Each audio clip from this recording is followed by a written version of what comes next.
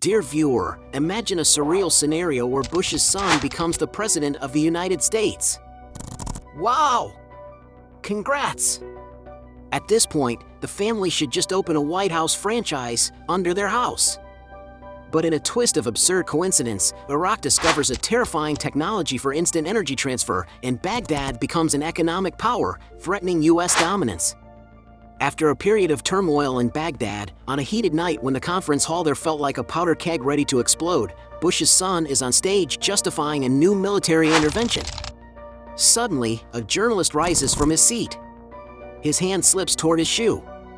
Bush's son's heartbeat quickens. The shoe flies like a missile, zooming toward Bush's face, mere centimeters away. But time, and everything, pauses for a moment to answer this intriguing question. Will Bush's son duck at the same angle, with the same reflexes as his father? Or will history write a new chapter? I'm SuperNerd. Superman granted me superpowers to understand and simplify science, on the condition that I use them to benefit others. That's why today I'm bringing you an amazing topic. But first, I need your support. Subscribe to the channel so we can reach our dream of 1 million nerds. Subscribe now and be part of this epic journey. In our surreal scenario, science predicts that as the shoe hurtles toward Bush Jr.'s face, time seems to slow. In that split second, his body tenses, his eyes widen, and he ducks. The shoe whizzes harmlessly overhead, missing by a hair's breadth. But here's the kicker, pun absolutely intended. Bush Jr. had never been in a shoe-throwing situation before. So how did he know to duck? Was it pure instinct? Or was it something more? Ladies and gentlemen, welcome to the wild world of epigenetics, where your genes are like gossipy neighbors, passing on stories of your ancestors' experiences to your cells. Buckle up, because we're about to embark on a journey that will make your DNA do a double helix. Imagine if something terrifying happened to you today, say, a traumatic event. Will that fear pass down to your children? Or to their children as well? You've probably heard that trauma can shape lives, but what if it literally shaped the next generation's bodies and minds? Our story begins in the lab of August Weismann, a German biologist with a peculiar fascination for mouse derrieres. Weismann, determined to prove that acquired characteristics couldn't be inherited, embarked on what can only be described as the Great Tail Massacre of the 19th century. For 40 generations, Weismann snipped the tails off mice, bred them, and waited. And waited. And waited some more. Generation after generation, the mice kept popping out with tails, as if giving a furry middle finger to Weismann's theory. The scientific community nodded sagely. See, they said, your experiences don't affect your offspring.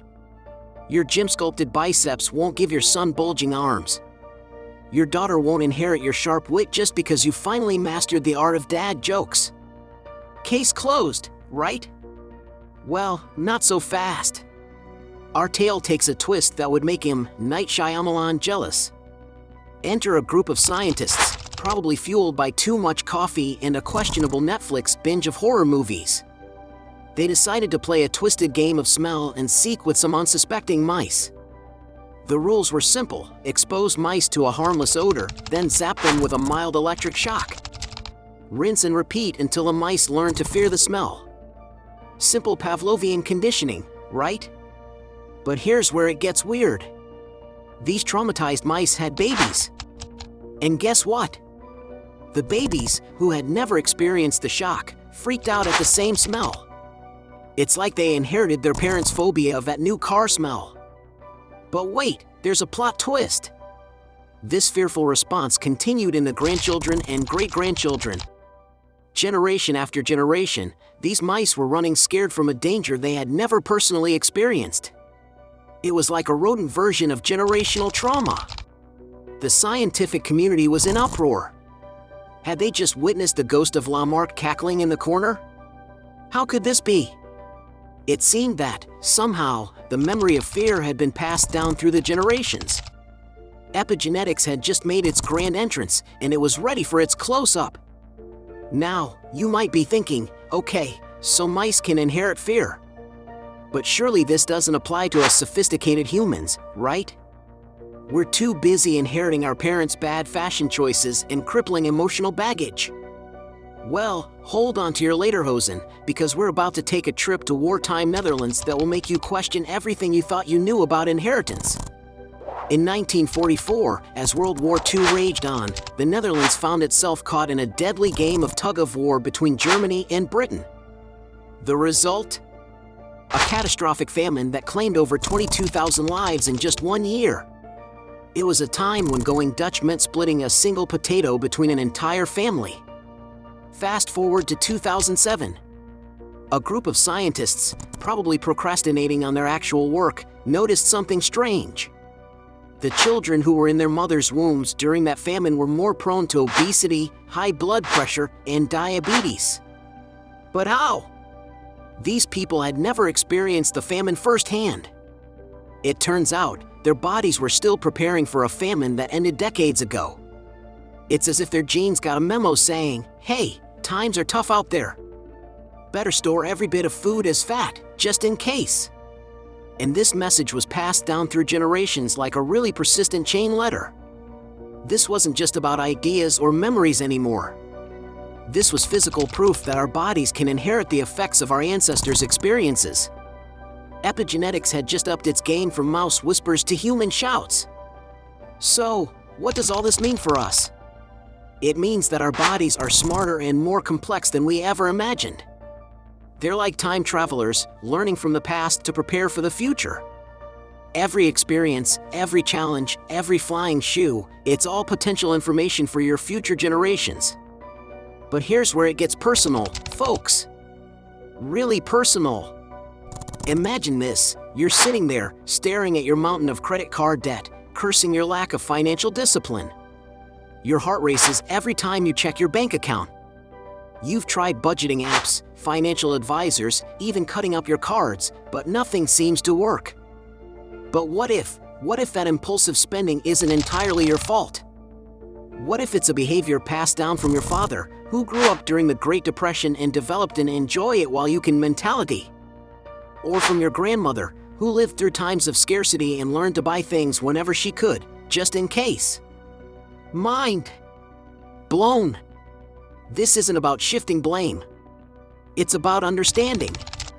Understanding that some of our struggles might have roots deeper than we ever imagined.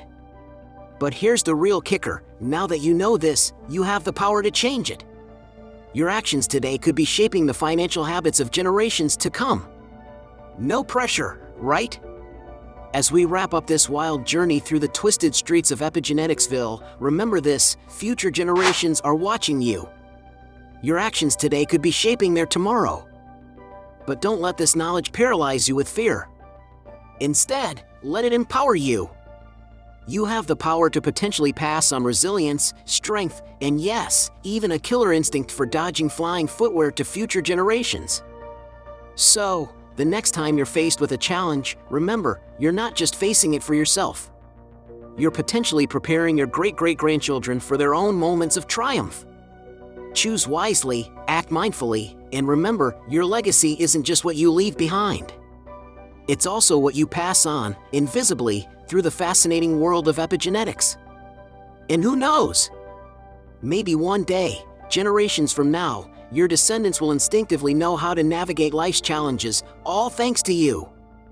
They might not know why they suddenly have an urge to save money or eat healthily, but they'll be thanking their lucky stars and your epigenetic legacy when they're living their best lives. This is SuperNerd, signing off.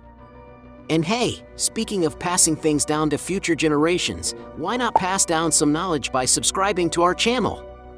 Your small act of hitting that subscribe button today could lead to 1 million nerds tomorrow.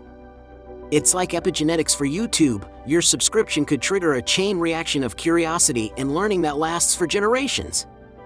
And before you go, leave a comment below. Tell us, what's one behavior you have that you suspect might have been inherited from your parents or grandparents? Is it the way you fold your socks? Your irrational fear of pigeons?